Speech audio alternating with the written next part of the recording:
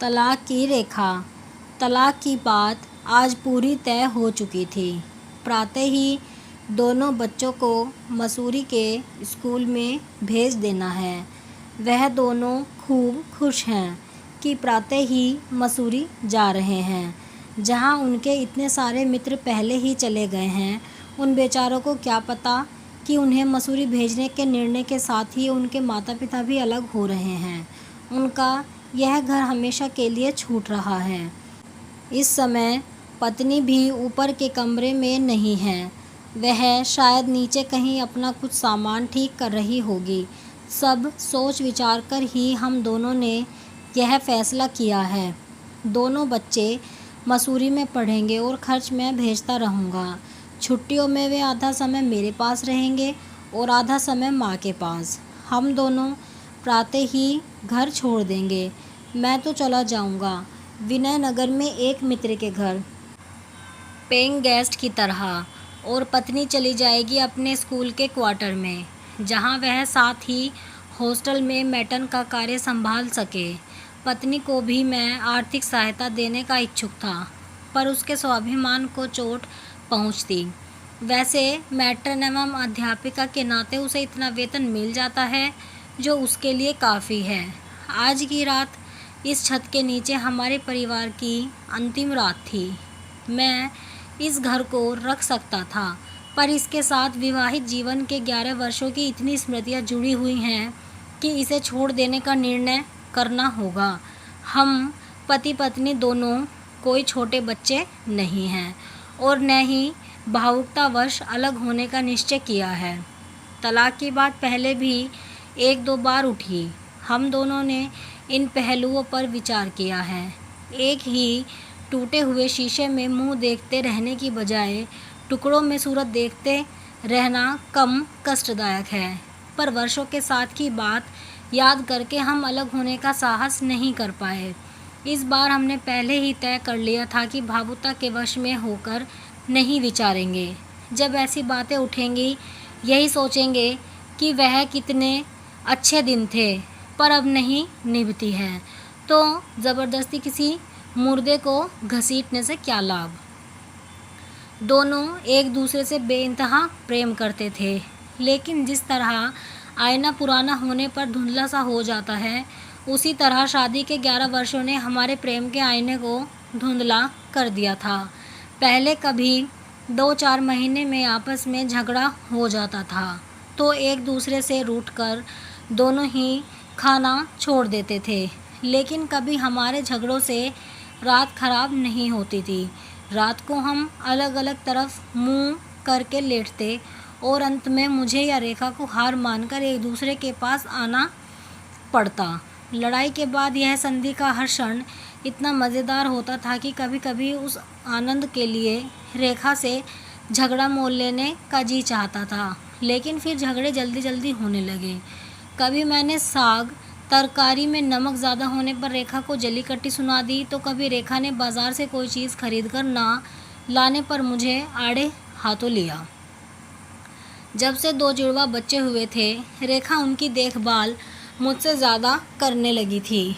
कुछ दिन में तो यह सोचकर चुप रहा कि छोटे बच्चे हैं, उनको माँ की देखभाल की पूरी आवश्यकता है। लेकिन जब बच्चे बड़े होकर स्कूल जाने लगे, तब रेखा के प्रेम में वह पहले जैसी बात नहीं पाई। मुझे ऐसा लगा रेखा का वह पहला प्रेम बनावटी था। शायद शादी उसने मुझसे सिर्फ संतानोत्पत्ति के लिए ही की थी, या फिर उसका प्रेम गृहस्थी का बोझ संभाल नहीं सका था। कारण कुछ भी हो, आज हमने फैसला कर लिया है कि अलग अलग हो जाने में ही हमारी भलाई है। ऐसा लगता है अगर हम ज़्यादा दिनों तक साथ रहे तो किसी दिन हमारा कोई भी मामूली झगड़ा बढ़कर बड़ा भयंकर रूप धारण कर लेगा और उसी वक्त हमें मनमुटाव के कारण शत्रुओं की तरह एक दूसरे से अलग होना पड़ेगा। इससे कहीं अच्छा है कि हम दोस्तों की तरह राजी खुशी एक दूसरे से अलग हो रहे हैं। मैं कमरे में बैठा सोच रहा हूँ और अंधेरा बढ़ रहा है। मैंने बत्ती जलाने का प्रयत्न भी नहीं किया, लेकिन यह घर है कि अपनी बातें बंद नहीं करता। इसकी दीवारें ज़ोरदार शब्दों में बोलती तो मैं उतने ही ज़ोरदार शब्दों में उत्तर देता, पर इसकी दीवारें तो केवल धीमे स्वरों में फुसफुसाती हैं। मेरा मन कहता है कि घर तो केवल बेजान ईंटों और लकड़ी का एक भवन है, पर तब भी मकान खामोश नहीं होता। मैं उठकर चहल कदमी आरंभ कर देता हूँ। शायद फुसफुसाहट बंद हो जाए, पर कमरे में मेरा और पत्नी रेखा की हंसी का स्वर गूंजता है, वैसा ही जैसा हमारे जुड़वा बच्चे होने पर उसका नाम सोचते सोचते हंस पड़ने पर गूंजा था। मैं लपक कर दूसरे कमरे में चला जाता हूँ। यहाँ चारपाई पर नन्हे बच्चे को हंसी का स्वर गूंज रहा है। उधर मुड़ता हूँ तो मेरी कुर्सी, जिस पर बैठकर न जाने मैंने पुस्तकों द्वारा किन किन नगरों की सैर की है, कैसे कैसे पात्रों के दुख सुख में हिस्सा बटाया है। यह क्या बेवकूफ़ी है, मेरा मन मुझको समझाता है। यह केवल एक घर है, बेजान ईंटों और लकड़ी का घर। यह कोई स्मृतियों का संग्रहालय नहीं, लेकिन घर भी मानो तो खिड़कियाँ मुझे यूँ देखती हैं मानो घर की आंखें हों, मेरी बेवफाई को ग्लानि एवं क्रोध से देख रही हैं। फूलों की सुगंध से कमरा महक उठा है, पर देखता हूँ अपने नित्य के स्थान पर फूलों के गमले में मुरझाए हुए फूल झूल रहे हैं।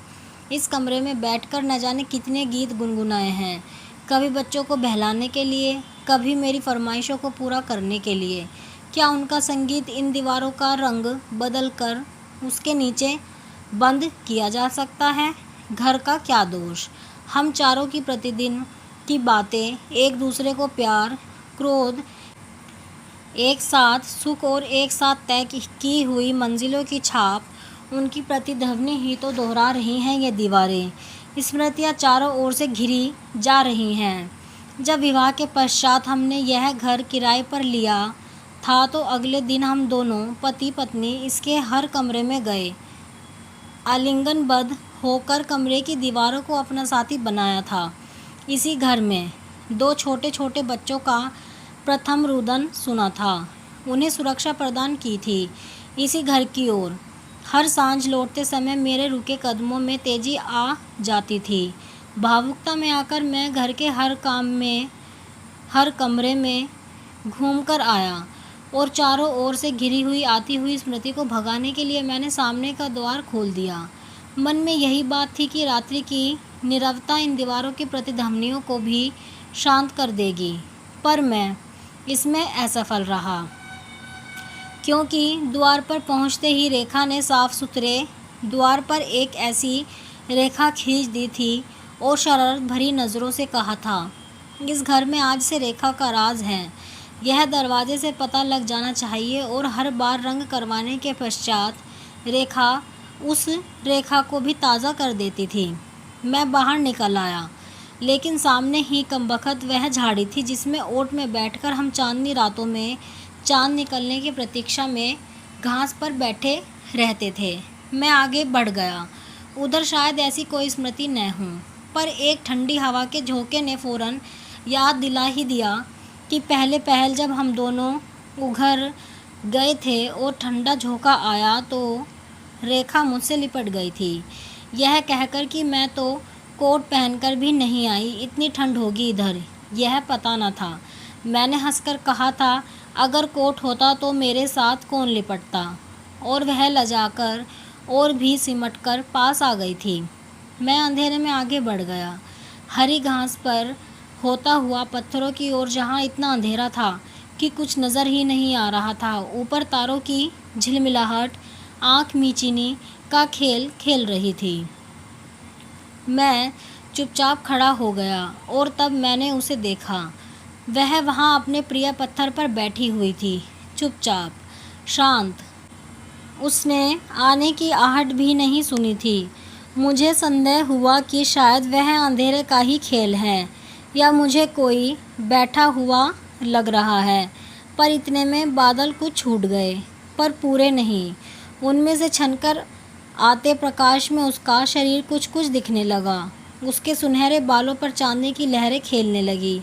मैं तो समझा था वह अंदर अपना सामान ठीक कर रही होगी, पर याद आया कि सब कमरों में तो मैं घूम आया था, पर वह वहाँ कहीं न थी। मैं कुछ बोला नहीं और न ही लौट पाया। मैं धीरे से आगे बढ़ गया और उसके पास बैठते हुए अपना हाथ उसके हाथों में दे दिया। क्या इन दीवारों की प्रतिध्वनियों ने मुझे इस ओर भेजा था? हम दोनों चुप बैठ रहे और सोचता रहा कि वह कौन सी शक्ति थी जिसने हम दोनों को सुनसान नीरव रात्रि में यहाँ एक स्थान पर भेज दिया। उसने बताया, मुझे रोना आ रहा है और मेरा गला घुटा जा रहा है और मैं सोच रही थी कि प्रातः हम अलग हो जाएंगे, अपनी अपनी राहों पर चल देंगे, फिर जीवन में कभी मिलन हो या नहीं। अगर न मिले तो मैं यह तुम्हें कब कह पाऊंगी कि मैं तुम्हें बहुत प्यार करती थी। चुप रहो, मैंने उसके बालों पर हाथ फेरते हुए कहा। अब उसकी आवश्यकता नहीं रहेगी, नहीं रहेगी। सच कहते हो तुम, कहकर वह मेरे पास आ गई। पर तभी उसे कुछ याद आया। बोली, कितनी ठंड है बाहर और तुमने कोट भी नहीं पहना। मैं बोला, अगर कोट पहना होता तो तुम्हारे इतने पास न आता। और हम दोनों ठठाकर हंस पड़े। इतने में दोनों उठे और हाथ में हाथ थामे दौड़ पड़े घर की ओर, सबसे पहले उन सब कागज़ों को फाड़ने जिन पर हस्ताक्षर करवाने के लिए सुबह ही हम दोनों के वकीलों को आना था। पर रास्ते में दरवाज़ा पड़ गया और रेखा ने मेरा हाथ पकड़कर मुझे खींच लिया और दरवाजे पर खींची हुई रेखा को अपने नाखून से और भी गहरा कर दिया। आप कमेंट में ज़रूर बताएं कि आपको ये कहानी कैसी लगी है। अगर आपको कहानी पसंद आई है तो वीडियो को लाइक करें, शेयर करें और चैनल को सब्सक्राइब करें ऐसी ही कहानियों के लिए। और इंस्टाग्राम पर भी आप फॉलो कर सकते हैं, उसका लिंक भी आपको डिस्क्रिप्शन में मिल जाएगा।